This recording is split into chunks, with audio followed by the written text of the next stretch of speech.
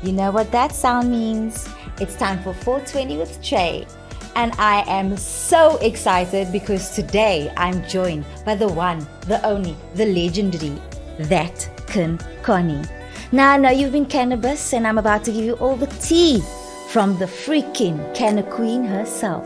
So let's light a spliff and get chatting to Connie.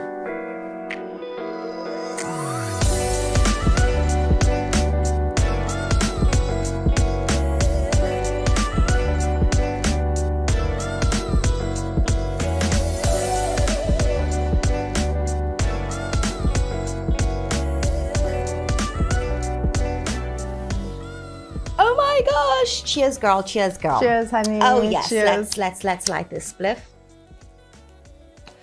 I mean, this girl did just come back from, the whole overseas. So where were you again? We just enlighten us. Thailand. Thailand, yes. There's been some many developments there, and I was super keen to go and learn about it. The new free cannabis frontier. Now, talking about freeing cannabis, you have been an activist of note throughout the years. Nothing new since before the legalization, decriminalization happened. Long journey. So, Connie, talk to us about the marches you've created, your activism, and why it's been so important for you to free our beloved plant. Well, my journey started medically. I live with clinical depression, and when I was formally diagnosed, I was forced into the idea of taking opioids for the rest of my life. And so it just prompted me into research. And I realized that there were these movements in South Africa and that there was a gap for this to be spoken about. 100%. And I also realized that there was a gap for people like us to have a say in the stakes. I always say that, cannabis for especially people of color, it is a new frontier. It's a new way for us to actually create generational wealth. And due to the fact that we've just come out of apartheid, and this is one of our only, let's call it, new industries that have emerged, it is really something that people of color can sink their teeth into. Like, our grannies and our grandpas have been growing else in the garden for years, all my ma's rachis that's been growing in the garden. And I'm just like, we've got that knowledge, that experience. And this is the opportunity for our people to actually step into that field, take up space. I'm glad you mentioned the grannies and the aunties because it's ancient medicine. It is ancient medicine. And I think that if we start changing our understanding and our mentality behind the stigma attached. Yes, that's that was a part of my mission to Thailand was like, well, why are their economies surviving so well? Exactly. I did learn that there's a different culture in Thailand. There's a very accepting, very respectful culture towards each other there. You have vendors that are outside formally established dispensaries, and then you have somebody that you will find selling fruit there in town, right outside. I completely no get competition. That. No, but that's what I want people to understand. You guys now always talk about poaching and networking and, respecting everybody's things. And it's not about wanting ownership. It's not that I own this person or I own that idea. It's that we are sitting in front of a banquet table filled here with munchies. Man a plate.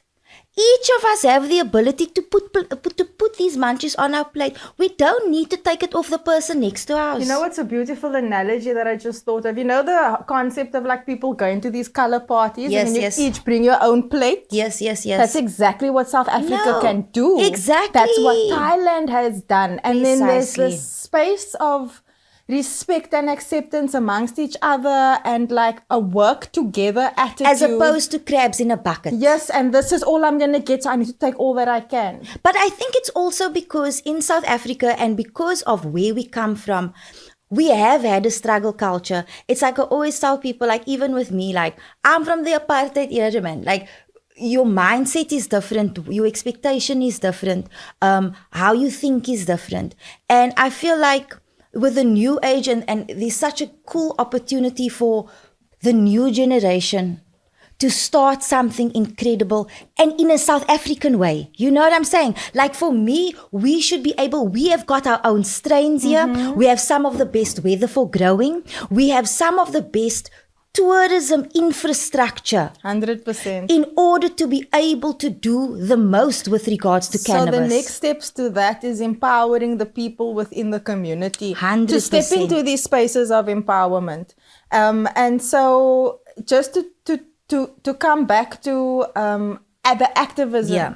When I realized that there was this gap to be fulfilled and for a minority to be represented, I stepped onto the bandwagon of activism and I offered my services. So people were all like the years, how do I become an activist? Yeah. How do I do this? And I'm like, show up. Use your voice. Show up. Show We up. want to see you when we No, call for exactly. community. Show up. That is your contribution, because the other thing with our government initially in this process was lack of participation. Yes. So these protests that I was involved in, I convened as first convener in 2019. Since 2016, I've been involved.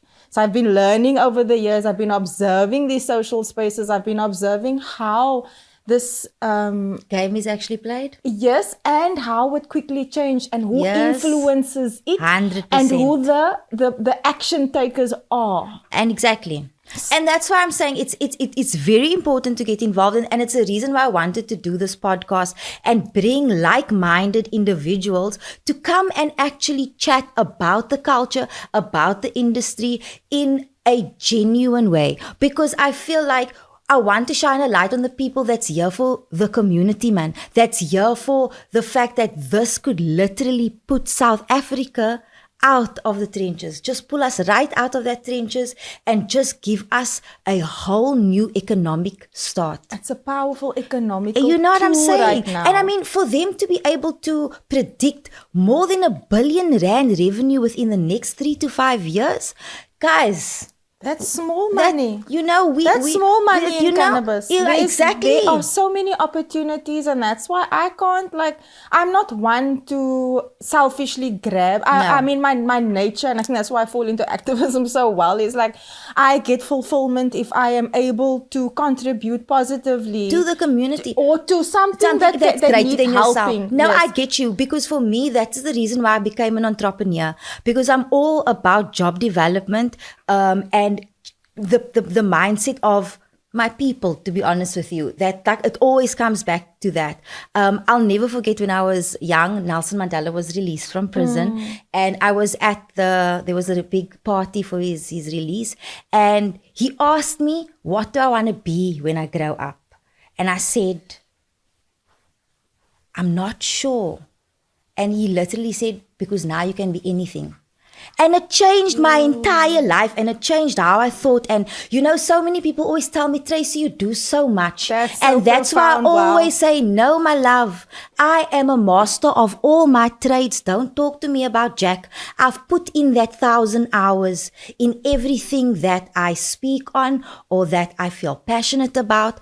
And that's what we need to do here today and every day, and in South Africa, and especially in all of our little provincials, is come together as a community to see the power in unity, in Ubuntu, and in each other, and understanding that if I pull you up, then I automatically pull myself up. Yes.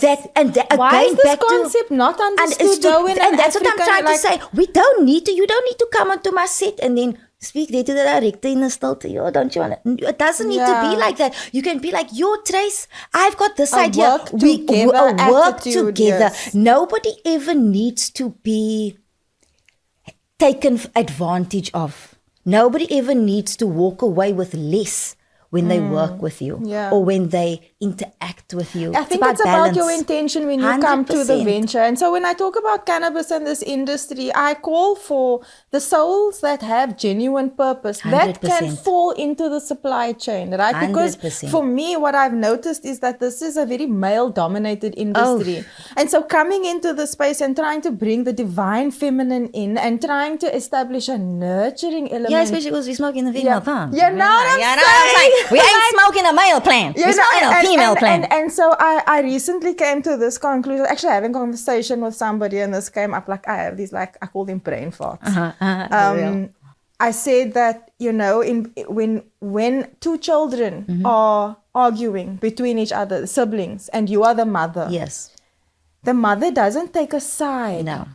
There's no sides to be taken. There is fairness to be brought to the table. 100%. And justice and a lesson for each of those kids to take home. So now my thing is, there's been a space of pioneers and leaders in this community, which must be respected and acknowledged. I 100% this nonsense of not giving props to the people every person, you know, that's come into this space, that has paid tribute and has given from them. And I put a crown on their head. 100%. King or queen, 100%. you have contributed to where we are now and what we can from here we propel. But there's been a huge movement of people that have suffered, people that have died, people that have gone to jail. People still sitting in jail now. Still sitting in jail. I was almost arrested.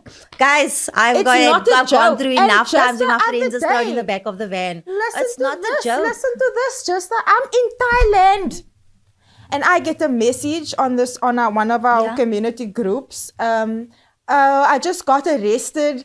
They taking me in. They arrest me for 10 grams. I'm like, but that's legal to carry. Yeah, you're legally able to carry 100 grams. I know. South Africa law be lit. And so this person is like freaking out. Yeah. But so in the end of it all, initially asked for 2,000 rand as a bribe. And then they stipulated their rights, which I felt so warm. That they knew their rights. Yes. But in South Africa, the police don't like that. Knew all the the time. rights though. Yeah, knew the rights. But you know what? It saved that person 2,800 rand. 100%. Because that person would have gone to sit in a cell. There would have been no case docket, no case number. Well, the president did say they was going to be educating the policemen and... You know? Well, I would love to see how that directive gets passed down. I would like to see it too. In my experience in activism, that has been an issue. 100%. I've had detectives and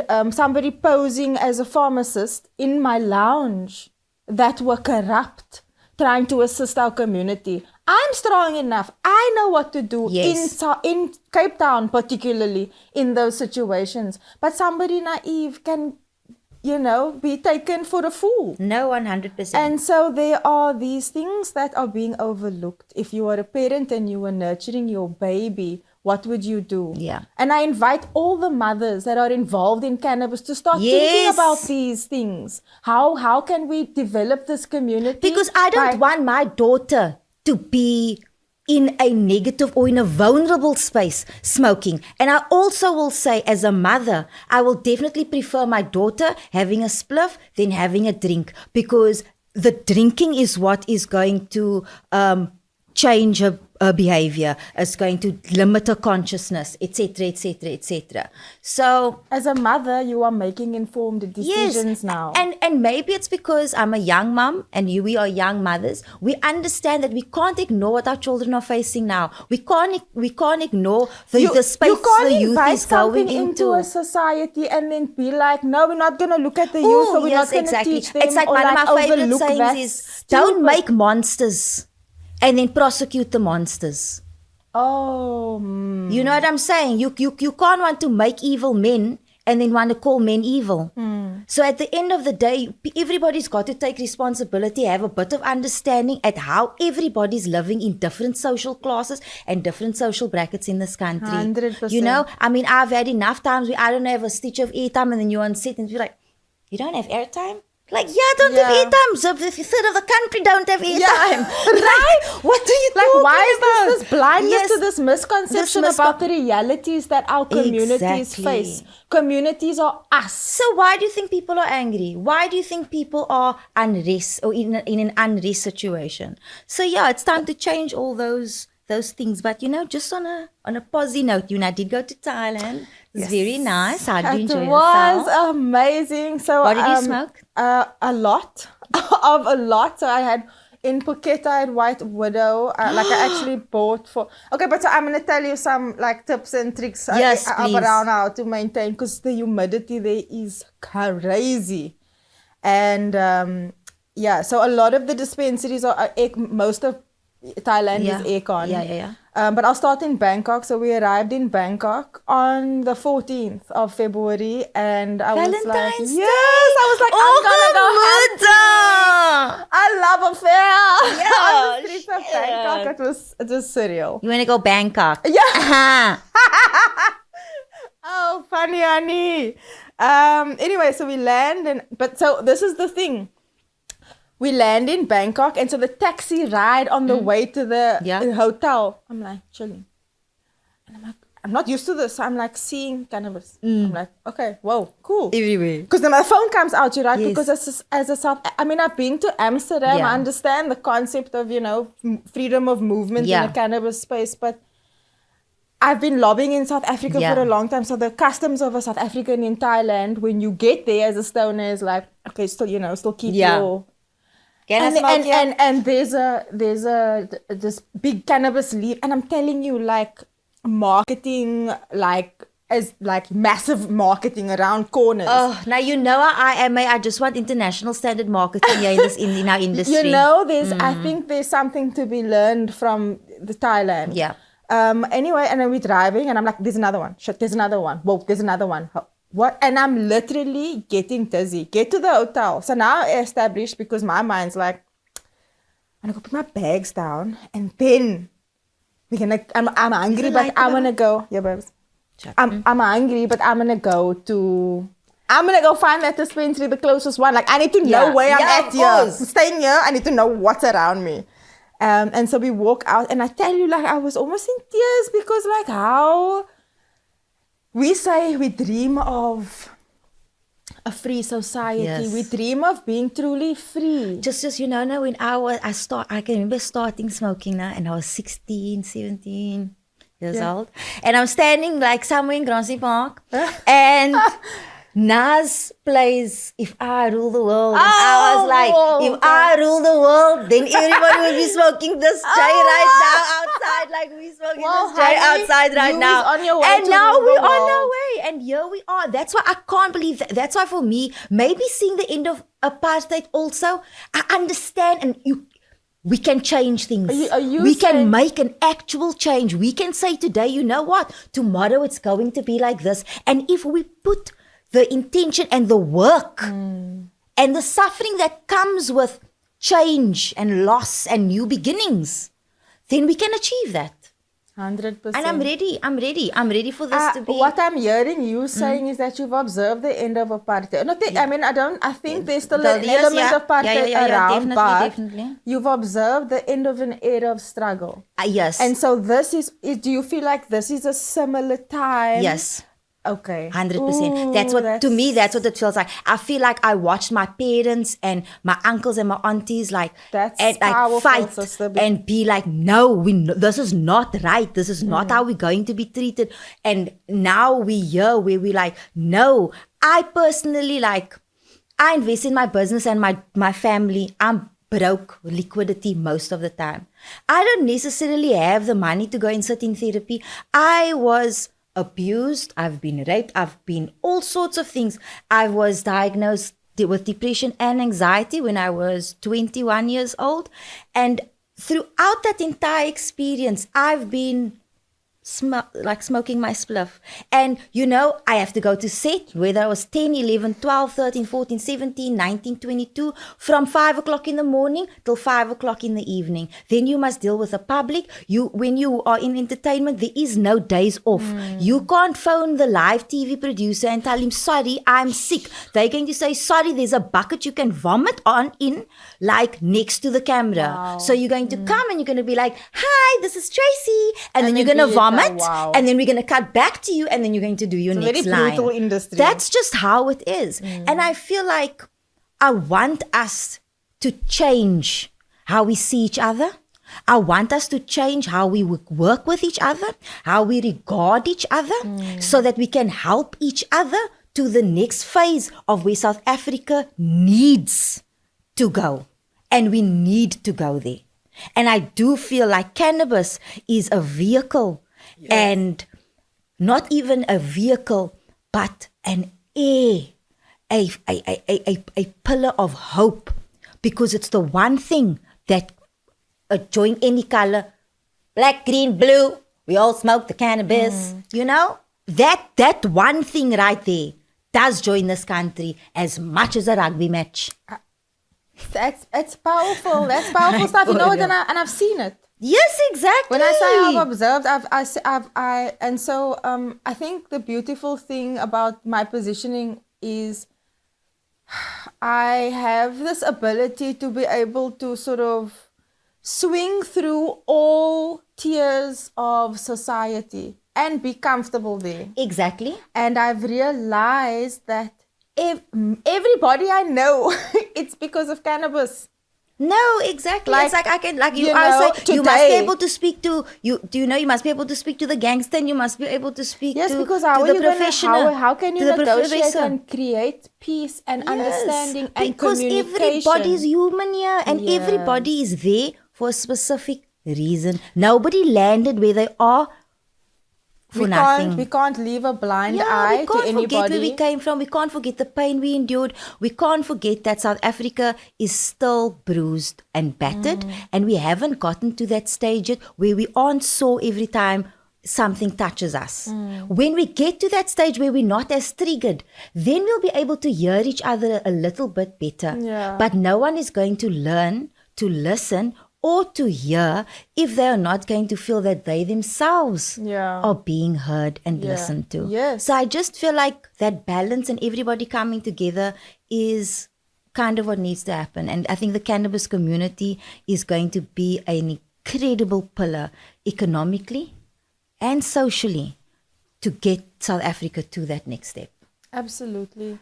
But okay, I think we got like 2 minutes left. I'm going to ask you quick fire questions. Are you ready? Yeah. Bong or blunt? Blunt. Really? Yes. I'm a bong girl. I'm a blunt girl. We always smoke girl blunt. Blunt. I love me a blunt. And I like a bong. And also, I like a homemade bong. And I know everybody's going to say something because I understand about microplastics now. I do understand about microplastics. I bring it home, girl. But there's microplastics like in my plastic kettle that I boil. So I'm going to smoke my plastic bottle bong. And I'm going to take that one bottle out of the ocean. And I'm going to recycle it. And I'm going to make my recycled bongs. Bloody resourceful stoner, mom. That's what we do. Okay, indoor, outdoor. Indoor. Really? And so that's debatable. Okay. I've smoked better outdoor in my life than I've smoked indoor. 100% I can agree with you there.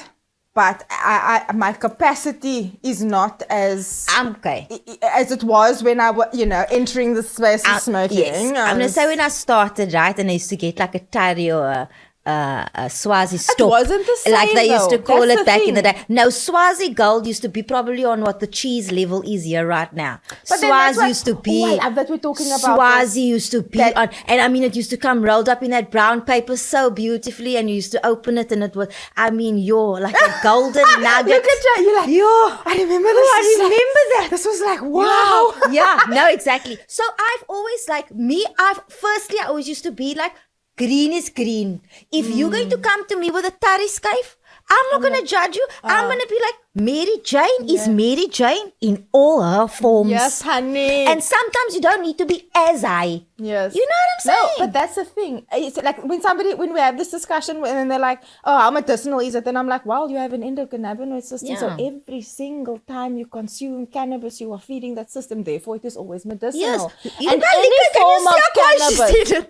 any form of cannabis that you are consuming is, and if you're doing it like this and it's combusting, it's giving you full spectrum. So, but that's why I'm saying, even if it's that CBD strain, No, exactly. and especially grown in South Africa because of our climate, it's going to exactly. So there's a lot of debate around that. I think that can be a whole different podcast around definitely. different. But I'm definitely I used to. But now as I'm older, as I'm older now, we in our 30s space. I must admit, my body does prefer a good indoor, but also a really well grown outdoor. Yes. So being to Thailand recently. And I like my husband's homegrown. Oh, grown with love. Yeah, I like daddy's homegrown. Always. So in Thailand, they actually present you with like they're in the future already. Yeah. But they actually present you with these iPads. Yes. And it presents you with the THC readings. Really? So I'm 32 at the moment. I realized that my body is more prone to enjoying the 11 to 12%. I wanted this. That's the next show. The next show you're coming to do this with me, I didn't okay? like those 22% for some reason. Okay, you need to come and do that with me on the next show. Yes, Okay. that's a whole topic. Okay, so that's what we're doing the next time. Okay, Definitely. so guys, I hope that you have been informed, inspired, and that you had an absolute joy chatting to myself and Connie. Please go and check out her social media. Please, and the Cannabis Council, what is it? Well, yes, I'm also a chairwoman of the Cannabis Community Council. There we go, the Cannabis Community Council. We have a website that we're launching very soon. We're also participating at the expo, so you can watch out for us over there. Yeah, so everything will be on our social medias. I will tag and post everybody. Please go out there, support, get involved. If you want to have this plant be more freely available, more readily available, then we need to get involved, stand together, and create sustainable businesses for our country and for ourselves, Absolutely. for our people.